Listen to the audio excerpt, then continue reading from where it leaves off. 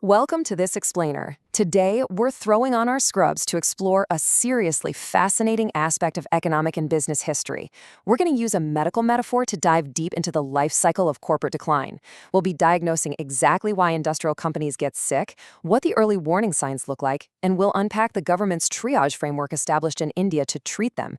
And look, this really matters because when a massive factory goes sick, the ripple effects are absolutely devastating. It's not just the owners taking a hit. Workers lose their livelihoods, local economies completely dry up, and banks get their vital capital trapped, which stunts broader economic growth.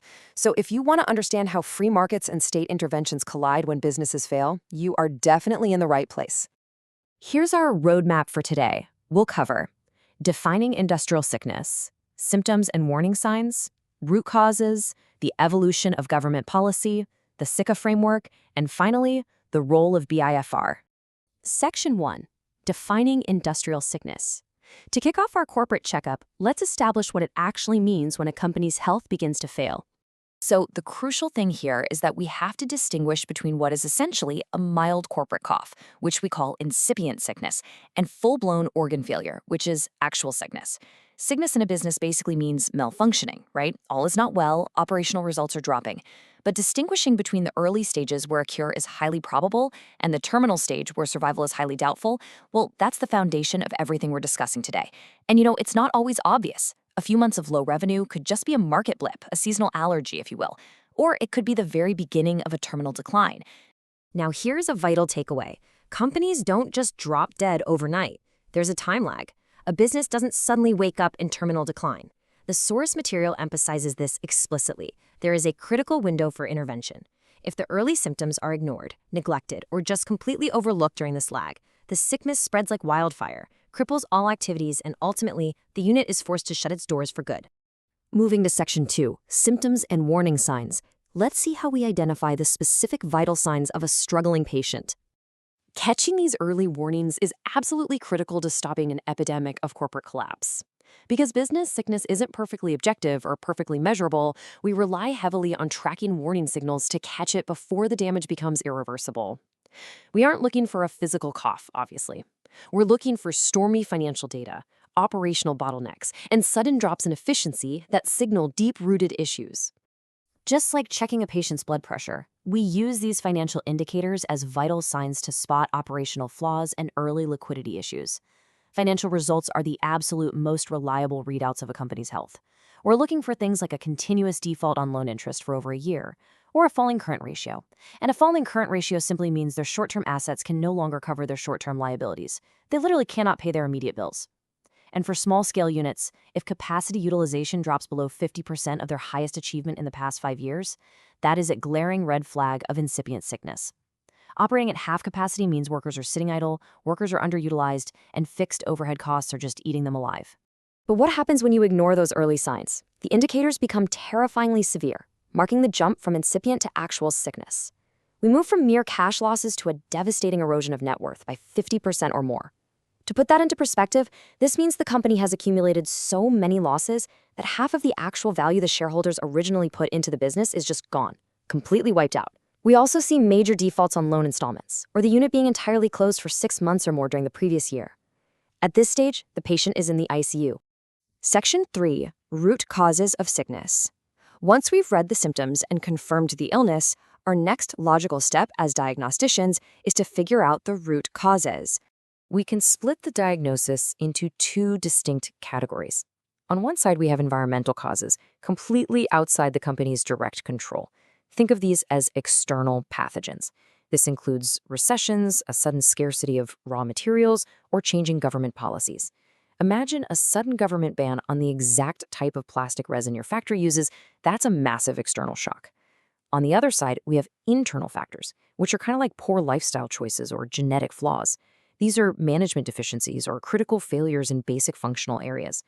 Imagine a management team that completely misjudges consumer trends and overproduces a product literally nobody wants, or just fails to market it effectively. That's an internal failure. Now, this is actually fascinating. Some units are literally born sick.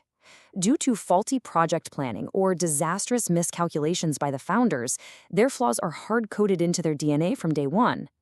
Think of a massive factory built in a remote location with no reliable access to electricity or transport routes, or one that purchased completely obsolete technology right from inception. No amount of market lock or good management is going to save a company whose initial design was fundamentally broken from the start. Section 4, Evolution of Government Policy. Over the decades in India, as this epidemic of sickness spread across industries, the government had to act. Failing industries threatened massive unemployment and trapped huge amounts of bank capital, so intervention was necessary. You can clearly see the shift in momentum here. In Phase 1, the government's knee-jerk reaction was simply taking over sick wards themselves, nationalizing industries. But as the problem grew, that became completely unsustainable. Running sick companies just drained the national budget, so they moved toward Phase 2 and 3, building a more coordinated institutional triage system.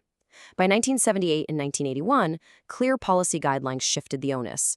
They created a shared responsibility among the central government, state governments, the Reserve Bank of India, and financial institutions to actively monitor and rehabilitate sick units rather than just blindly absorbing them. Which brings us to Section 5, the SICA framework. This institutional evolution culminated in 1985 with a specialized nationwide healthcare act for corporations. SICA stands for the Sick Industrial Company Special Provisions Act of 1985. Because previous measures were vastly inadequate and allowed massive funds to just stay locked up in dying units, causing huge losses to society, SICA was specifically designed for rapid diagnosis and rehabilitation. Now, it's worth noting that SICA purposely excluded small-scale ancillary units, mainly because there were just way too many of them for a central board to effectively manage. It also excluded the shipping industry, which was already governed by entirely different international maritime laws. The focus was strictly on saving larger core industrial operations. And finally, Section 6, the role of BFIR. To enforce this new legislation, a new group of specialists was needed.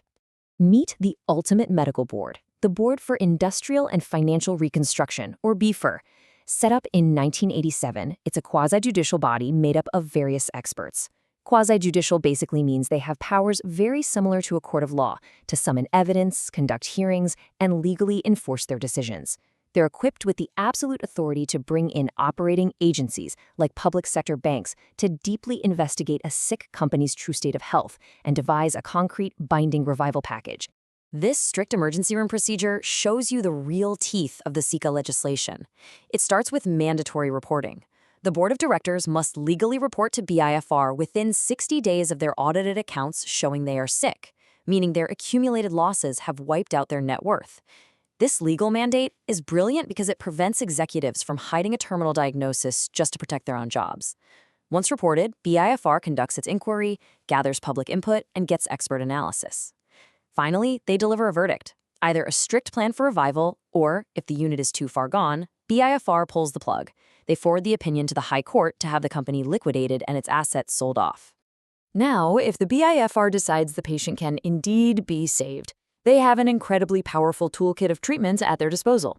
They can authorize a complete management transplant by forcibly changing the company's leadership. They can reconstruct the share capital, which essentially means forcing existing shareholders to take a massive loss just to wipe the slate clean and attract new investors. They can sell or lease out the entire unit or inject vital financial lifelines like soft loans and concessions. They can even send in special directors to oversee operations if they uncover gross mismanagement. To wrap up our explainer today, I want to leave you with this provocative thought. We've seen the incredible lengths and massive institutional frameworks built to rescue failing enterprises. But it really begs the question, what is the optimal balance here? At what point does keeping a sick company on life support lock up too much vital capital, doing more harm to the broader economy than simply letting free market forces take their natural course? It is a highly complex economic tightrope. Thank you so much for joining me today, and keep asking these tough questions.